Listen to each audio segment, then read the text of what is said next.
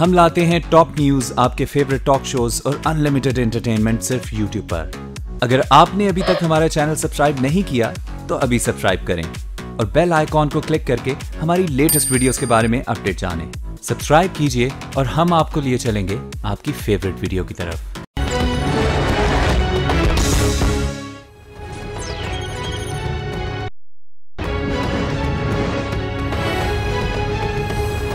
जी अस्सलाम वालेकुम। प्रोग्राम में सबसे पहले बात करेंगे कि कल सुप्रीम कोर्ट के फैसले के बाद सेनेट इंतखाबात के हवाले से जो इबहाम और गैर यकीनी पैदा हुई थी वो तो आज खत्म हो गई कि इंतखाबात वक्त पे होंगे, लेकिन नवाज शरीफ के सियासी मुस्तकबिल के हवाले से गैर यकीनी और इबहाम अभी भी बाकी है। मेरी वज़ारत उज़्मा छीन ली गई। उसके बाद कल वाला जो फैसला है उसमें मुस्लिम लीग की सदारत छीन ली गई। आज आके मैं ही हूँ, मेरा नाम मोहम्मद नवाज शरीफ है, इसको भी आपने छीनना तो छीन लो।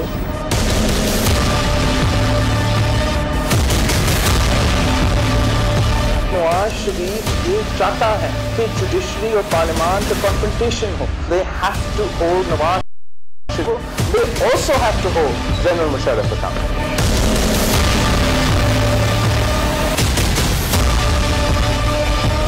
I'm fighting against the menace of the society. Election act 2017 के फैसले के हवाले से कल सुप्रीम कोर्ट ने जो वर्डिक्ट दिया था उसके बाद के हवाले से काफी इबहाम पैदा हो गया था, लेकिन आज इलेक्शन कमीशन ने फैसला कर लिया कि सेनेट के इंतखाबात वक्त पे ही 3 मार्च 2018 को होंगे। अलबत्ता लीग के सेनेटर्स के उम्मीदवार हैं वो आजाद हैसियत में लड़ सकते हैं और लड़ने के बाद कामयाब होकर नून लीग को ज्वाइन भी कर सकते हैं। कल के सुप्रीम कोर्ट के फैसले के बाद नवाज शरीफ साहब काफी बरहम हैं, काफी गुस्से में हैं और इसका इजहार आज उन्होंने बरबला किया जब उन्होंने कहा कि पहले मेरी वज़ारत उज़्मा, अब मेरी सदारत और अब लगता यह है कि मेरा से छीनना चाहते हैं और मुझे ताहयात ना अहल करवाने के हवाले से गौर भी हो रहा है। नवाज शरीफ साहब का क्या कहना था, जरा सुनिएगा।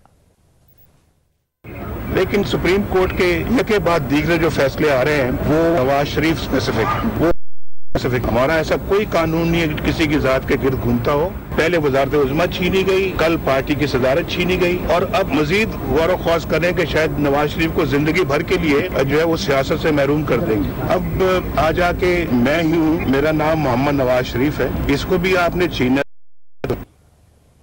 और आज ही के दिन chief justice of Pakistan justice Saqib Nisar साहब ने भी कुछ बातें की, बड़ी ज़ो-मायनी और बड़ी गहरी बातें की। क्या कहना था उनका, जरा उस पर भी नजर डालिएगा।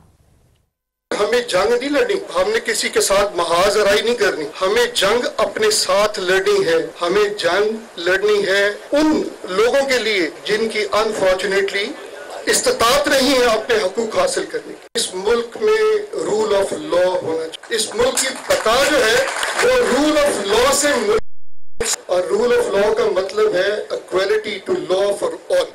तो एक जज को अपनी इज्जत खुद भी करवानी है, इंसाफ करे, ठोक के फैसला करे फर्मनेस के साथ, सोसाइटी और सिस्टम से। अल्लाह खैर करे ये बेइंसाफी की जो अनफॉर्चुनेट वेरी एक रमक रही है, आई थिंक उसका हमने आगाज कर दिया। हमारी किसी से महाज आराई नहीं है, हमारी जंग सिर्फ कानून और इंसाफ की बालादस्ती के लिए जंग है। पे बात करेंगे मेरे साथ नून लीग के सीनियर मरकजी रहनुमा, इंतहाई काबिल एहतराम, इंतहाई मुअज़्ज़ज़ शख्सियत, वफाकी वज़ीर दाखिला हैं जनाब एहसन इकबाल साहब मौजूद हैं। अस्सलाम वालेकुम एहसन इकबाल साहब। जी वालेकुम अस्सलाम सर, बहुत शुक्रिया प्रोग्राम के लिए वक्त देने पे। नवाज शरीफ साहब ने 2-3 हफ्ते पहले से कहना शुरू कर दिया था कि उन्हें पार्टी सदारत से हटाने की हिकमत अमली तय हो रही है और ऐसा हो भी गया। अब आज वो फरमाते हैं कि गौर किया जा रहा है कि उन्हें ताहयात ना अहल करवा दिया जाए। क्या से हटाने के बाद नवाज शरीफ साहब ने भांप लिया है, तैयार हैं वो, इसलिए मेंटली भी और पार्टी भी तैयार है कि वो ताहयात ना अहल हो सकते हैं? देखिए, इस वक्त अफसोस से कहना पड़ता है कि जो सुप्रीम कोर्ट के फैसले तकरार से आ रहे हैं उनके नतीजे में हम एक तनाज़े की तरफ बढ़ रहे हैं और पाकिस्तान जबकि 70 साल में दूसरी दफा पार्लियामेंट की मुद्दत मुकम्मल होने के बाद एक आज़ाद शफाफ इंतखाब के ज़रिए दुनिया में बहुत नेक नामी कमा सकता था। मुझे लगता है कि हम फिर एक मुतनाज़े इंतखाबी अमल की तरफ बढ़ रहे हैं, जहां इलेक्शन से फौरन पहले पाकिस्तान की सबसे बड़ी हुक्मरान जमात के खिलाफ टारगेट किलिंग शुरू हो गई है। इससे पहले कराची में टारगेट किलिंग हुआ करती थी, जिसका हमने नेशनल एक्शन प्लान के जरिए खात्मा किया, सिक्योरिटी ऑपरेशन के जरिए खात्मा किया। अब ये जो सियासत के मैदान में और जमहूरियत के मैदान में टारगेट किलिंग हो गई है और पर्सन स्पेसिफिक और पार्टी स्पेसिफिक इकदाम उठाए जा रहे हैं, ये पाकिस्तान के लिए बहुत बड़ा एक चैलेंज बन सकते हैं, क्योंकि इससे हमारी जो सियासी इस्तेहकाम की फजा है जिसकी हमें शदीद जरूरत है। ऐसा नहीं बात साहब, आप इसे सियासी टारगेट किलिंग का नाम दे रहे हैं और आपने इसको कंपैरिजन किया है कराची की टारगेट किलिंग से। कराची में जो टारगेट किलिंग करते थे वो नामालूम अफराद कहलाए जाते थे, तो ये टारगेट किलिंग किन की तरफ से हो रही है? देखिए, ये भी कुछ नामालूम कुव्वतें ही नजर आती हैं जो अभी तक जिनका बाकायदा सामना नहीं हो रहा कि ये कौन है, ये कौन स्क्रिप्ट लिख रहा है, ये किस तरह इकदाम हो रहे हैं। और जब ये सुप्रीम कोर्ट ने फैसला दिया था तो हमारे अक्सर लोगों ने, और लोगों ने नहीं बल्कि वोटर्स ने यहां तक कहा था कि जनाब अब ये है और अब ये एहतसाब अदालत से इलेक्शन से पहले फैसला हासिल करेंगे ताकि मुस्लिम लीग नून की मकबूलियत को किसी किस्म की पहुंचाई जा सके। लेकिन आपने देखा कि ये फैसले उल्टा काम कर रहे हैं। जो भी फैसला हो रहा है वो एक न्यूटन का लॉ ऑफ मोशन है, to every action there is equal and opposite reaction.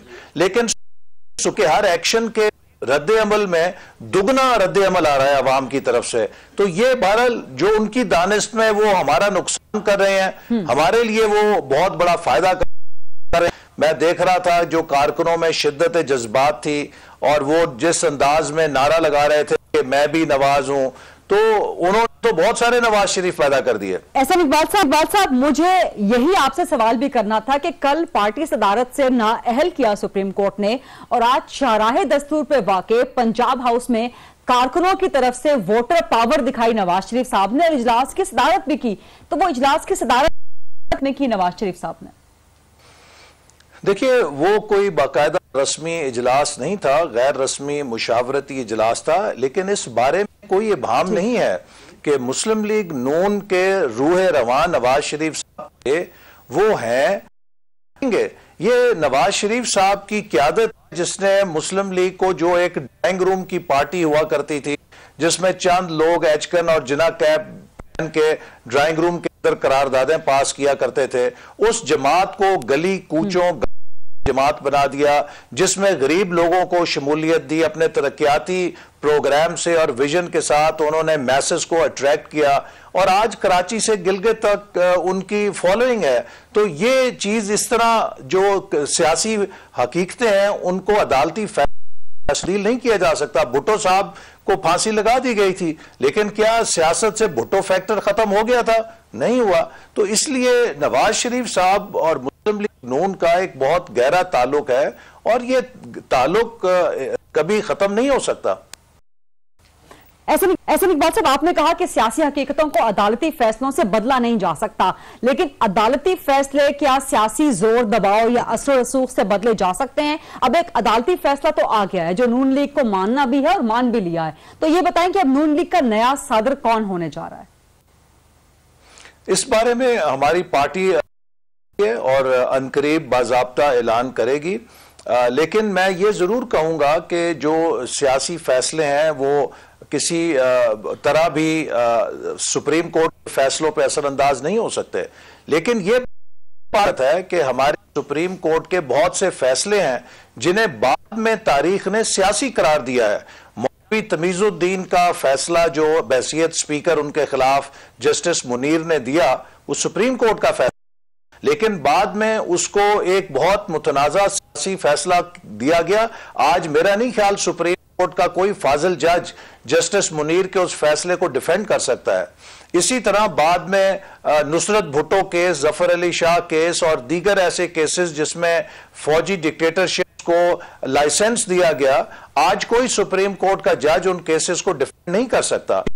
ये यकीन है आज से 10 साल के बाद या हो सकता है उससे पहले 5 साल तक ये नौबत आ जाए कि नवाज शरीफ साहब की नाअहली का फैसला उनके और ये पार्लियामेंट के कानून के स्ट्राइक डाउन करने का फैसला, ये भी उन्हीं फैसलों की कतार में खड़े होंगे जिनको आज सुप्रीम कोर्ट ओन नहीं करती या कम से कम डिफेंड नहीं करती।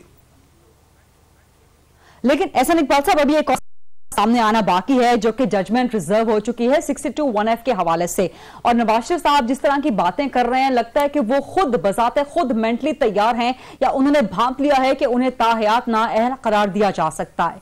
तो आप क्या कहेंगे कि नवाज शरीफ साहब तैयार हैं ताहयात नाअहली के लिए? पार्टी तैयार है? पार्टी की हिकमत अमली क्या है उस सूरत में? देखिए, इस वक्त तो ये वतन इसमें पाकिस्तान में किसी को शुबा नहीं है कि जिस तकरार से फैसले आ रहे हैं वो क्या फैसला होगा। अगर उसके बरअक्स होगा तो वो शायद एक हैरत की बात होगी और अचंभे की बात होगी।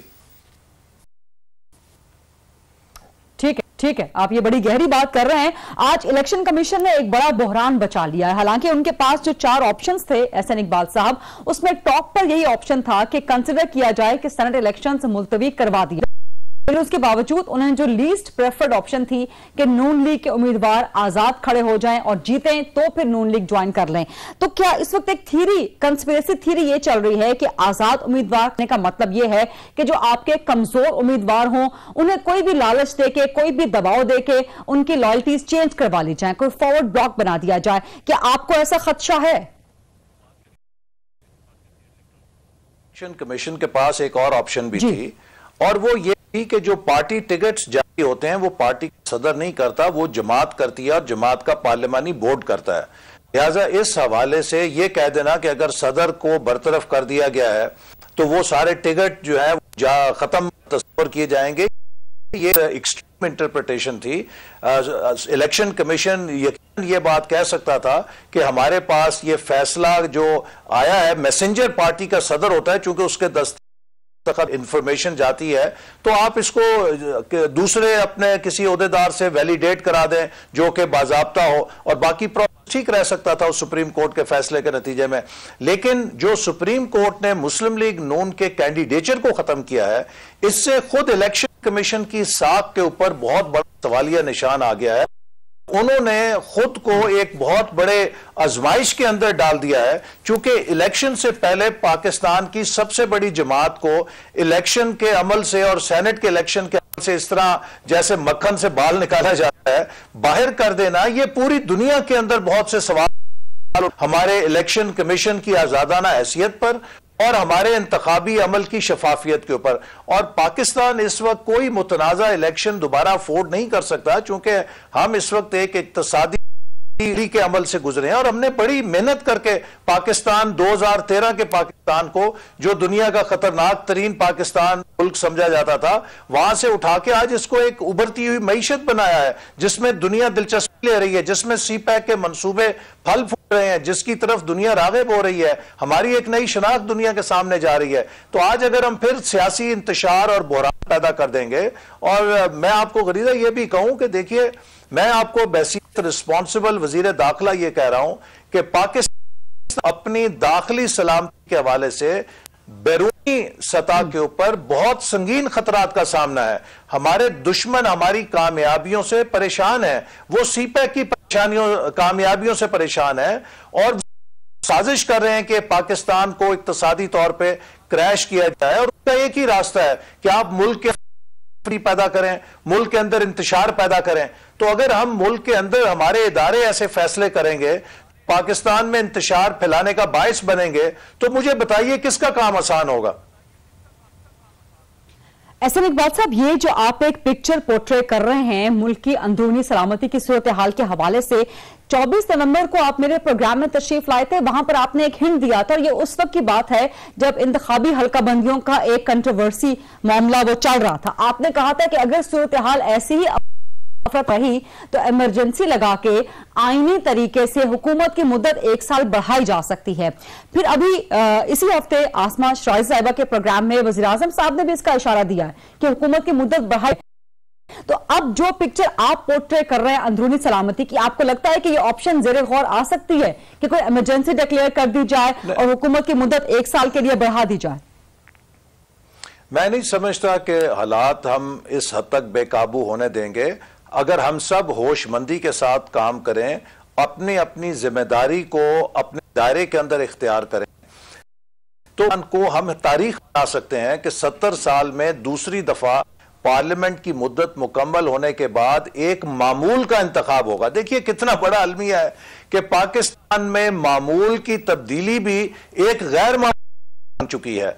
इसलिए हम सबका फर्ज है कि हम पाकिस्तान को नॉर्मल मोड में लाएं, इसको एबनॉर्मल मोड से निकालें, और ऐसा करने के लिए हमें मखसूस एजेंडास को छोड़ना पड़ेगा।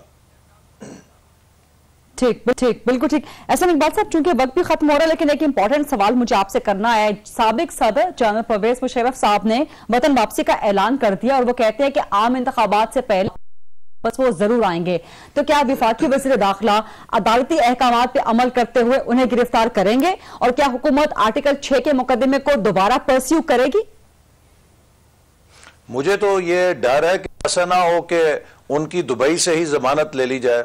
ये भी हो सकता है जो इस सूरत हाल है। अलबत्ता जब वो आएंगे तो उनके साथ जो भी कानून है उसके मुताबिक हम बंदोबस्त करेंगे। लेकिन ये भी एक बहुत बड़ा खुला तजाद है कि वो शख्स जिसने आइन तोड़ा वो तो आज़ाद बैठ के ललकारे मारा है, और जिस वजीर आजम ने पाकिस्तान को दलदल से निकाला, अंधेरों से निकाला, अमन कायम किया, पाकिस्तान को पैरों पे खड़ा किया, सी पैक को आगे बढ़ाया, उसको आज हमने मुजरिम बना दिया है। वो इमरान खान जिसके बारे में कैलिफोर्निया की अदालत का फैसला मौजूद है, वो तो सादिक और अमीन है। और वो आसिफ जरदारी साहब के जिनके दौर में हर हफ्ते करप्शन के अरबों करोड़ों के स्कैंडल आते थे, वो तो आज फरिश्ता सीरत हैं। और नवाज शरीफ जिसने इस मुल्क को एटमी ताकत बनाया, जिसने इस मुल्क को अपने तबाही से निकाल के खड़ा किया, उसे मुजरिम बना दिया गया। यही वजह है कि अवाम की अक्सरियत ये वो देख रहे हैं कि ये ज्यादती हो रही है, ये खुली धांधली हो रही है। तो लोगों का शऊर है, पाकिस्तानी कौम अब जाग चुकी है। अब आज से 20-30 साल पुराना पाकिस्तान नहीं। और मैं एक बात और आपको कहूं कि देखिए, अदालत से कोई सवाल जान की अमान पाके कि जनाब आली आपने जब पीसीओ जजेस को बरतरफ किया था तो आपने उनकी तयनाती को गैर आईनी करार देके उन्हें खत्म किया, लेकिन आपने उनके तमाम फैसलों को तहफ़्फ़ुज़ दिया। यहां पे नवाज शरीफ साहब की आपने कानून को स्ट्राइक डाउन किया, लेकिन उसके साथ उनके सारे फैसलों को भी स्ट्राइक किया। क्या यह खुला तज़ाद नहीं? ठीक, यहां पर तो सवाल 2008 में पीपल्स पार्टी की गवर्नमेंट से भी होना। एहसन इकबाल साहब, फिलहाल इसके लिए आपका बहुत शुक्रिया। प्रोग्राम में आगे और इन्हीं मामलात पे पाकिस्तान पीपल्स पार्टी से भी जवाबात तलब करेंगे। Stay with us.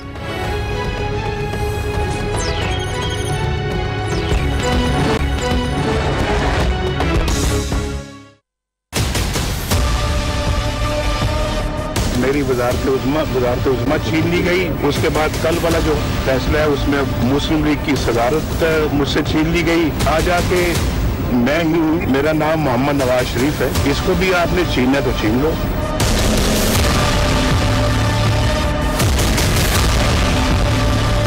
Nawaz Sharif ये चाहता है कि जुडिशरी और पार्लियामान का कॉन्फ्रंटेशन हो। They have to hold Nawaz Sharif accountable, they also have to hold general Musharraf accountable.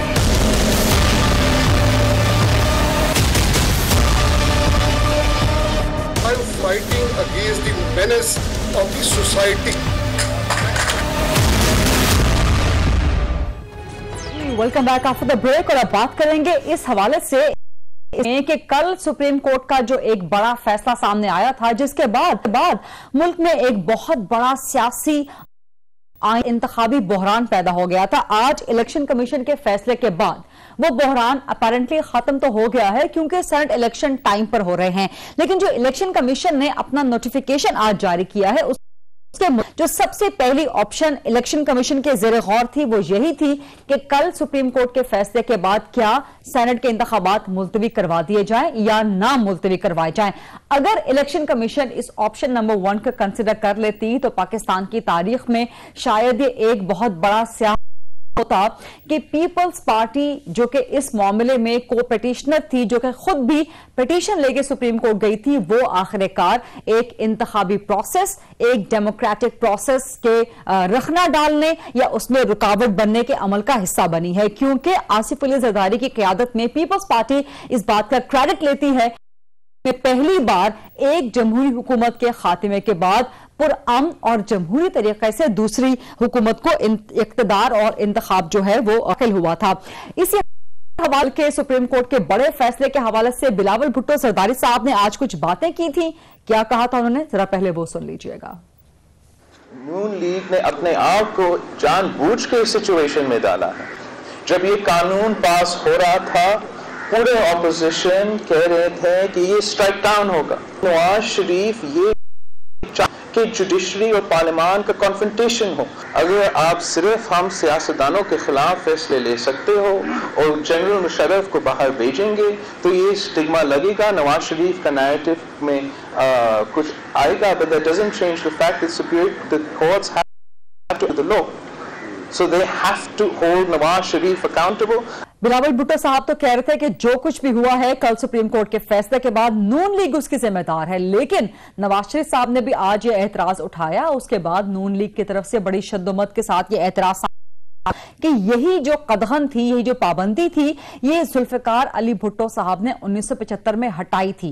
तो आज जरदारी साहब इस पाबंदी को वापस लगवाने में क्यों पेश रहे, यही सवाल लेके चलेंगे हम नफीसा शाह साहिबा की तरफ। पाकिस्तान पीपल्स पार्टी की सीनियर मरकजी इंतहाई मुअज़्ज़िज़ काबिल एहतराम रहनुमा हैं, मरकजी सेक्रेटरी इत्तलात भी हैं। नफीसा शाह साहिबा, बहुत शुक्रिया प्रोग्राम के लिए वक्त देने पे।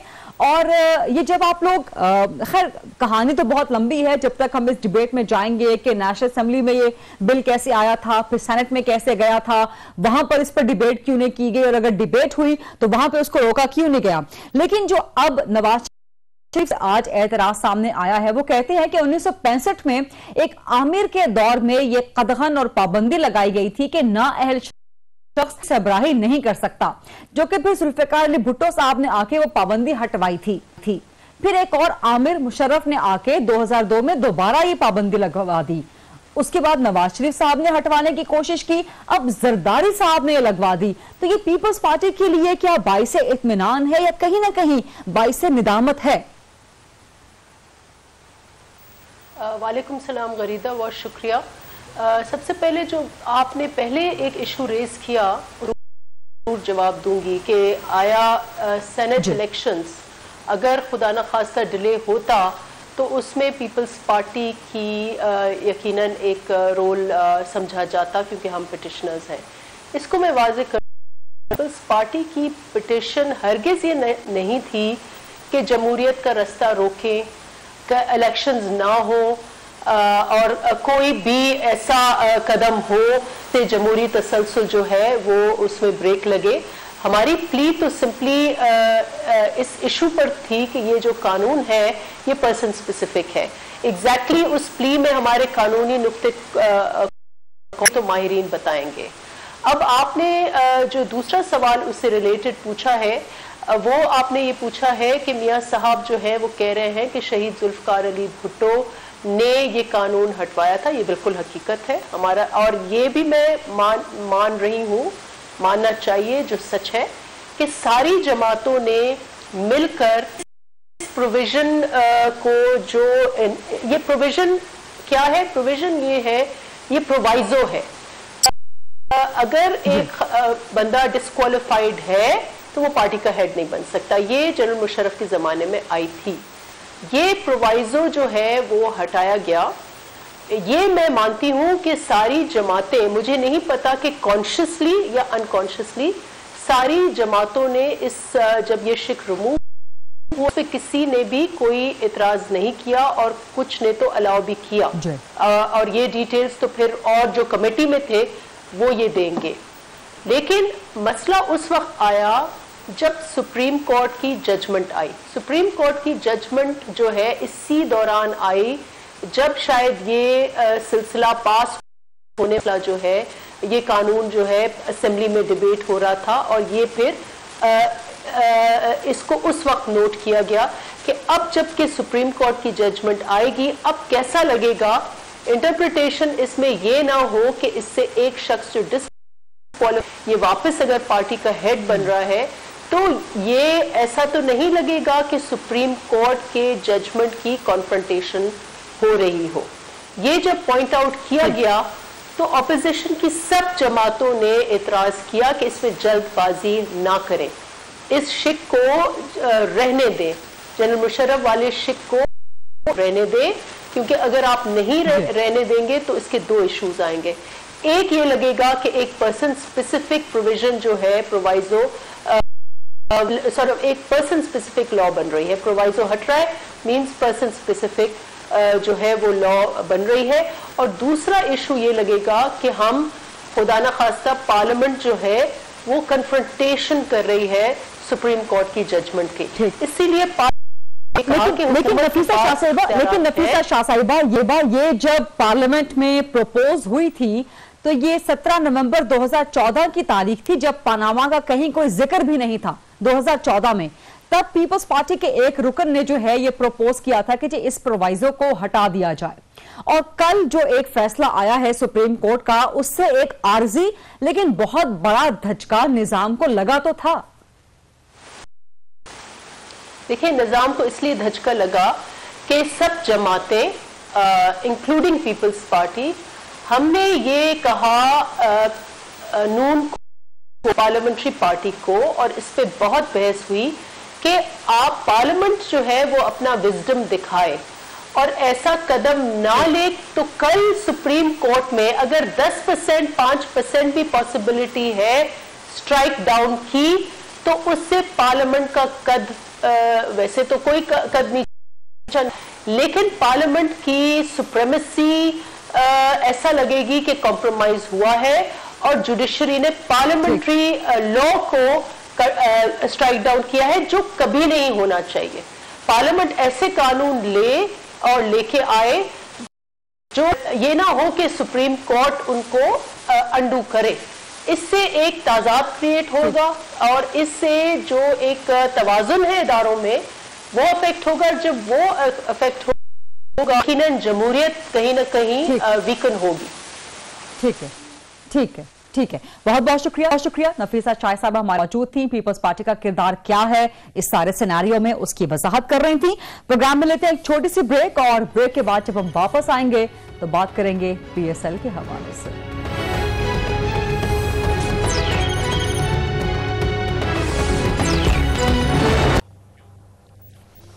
जी, welcome back after the break, और बात करेंगे सुपर लीग एडिशन 3 के हवाले से, जिसका आज बाकायदा आगाज हो चुका है। पहला मैच इस वक्त जारी है।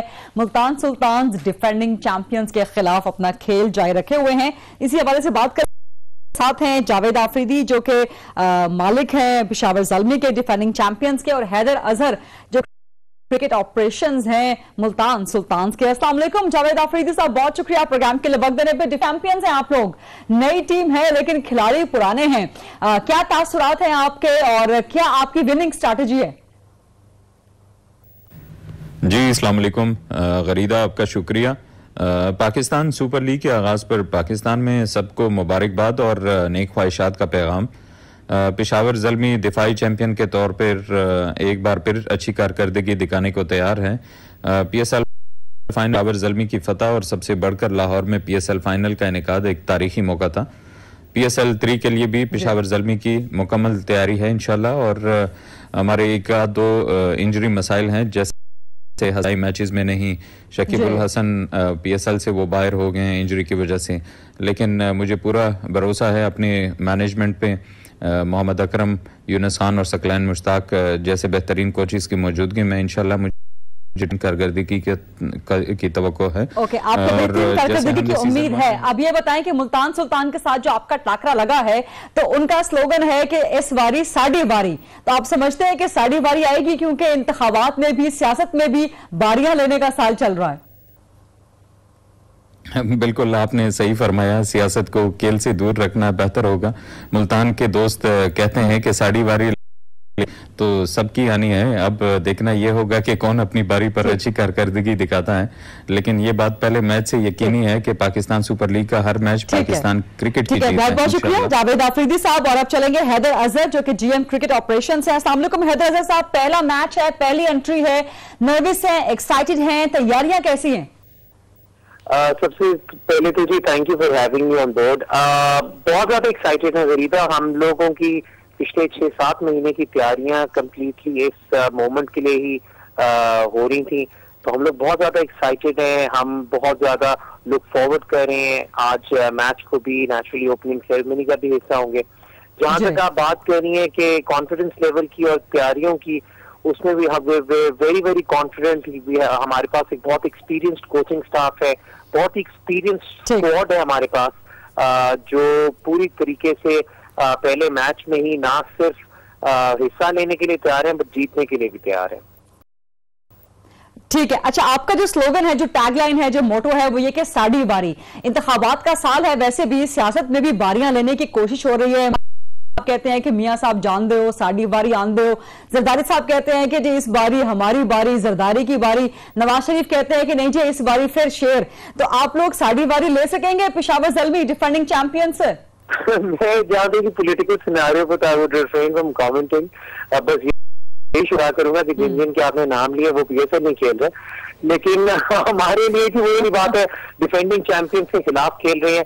मोटिवेशन आपको और ज्यादा होती है जब आप एक एस्टैब्लिश टीम के साथ खेल रहे होते हैं, जो मतलब पहले भी फेवरेट्स रह चुके हैं, चैंपियंस हैं। बहुत ज्यादा कॉन्फिडेंट है। हम लोगों की जो स्ट्रैटेजी थी, चाहे हमने अपनी कोचिंग स्टाफ की हायरिंग के थ्रू की हो, चाहे अपने प्लेयर्स की ड्राफ्टिंग के थ्रू की हो, we have gotten a lot of winners on board। और इन विनर्स के साथ वही एटीट्यूड आपको ट्रांसलेट होता हुआ ड्रेसिंग रूम में भी नजर आता है। तो हम जी पूरे तरीके से जोर डालेंगे और इंशाल्लाह ताला वाकई में आप देखेंगे कि इस बारी साड़ी बारी। बहुत बहुत शुक्रिया हैदर अजहर, बहुत बहुत शुक्रिया जावेद आफरीदी साहब। ये था आज का प्रोग्राम देखने का, शुक्रिया। I'll see you tomorrow। Allah Hafiz.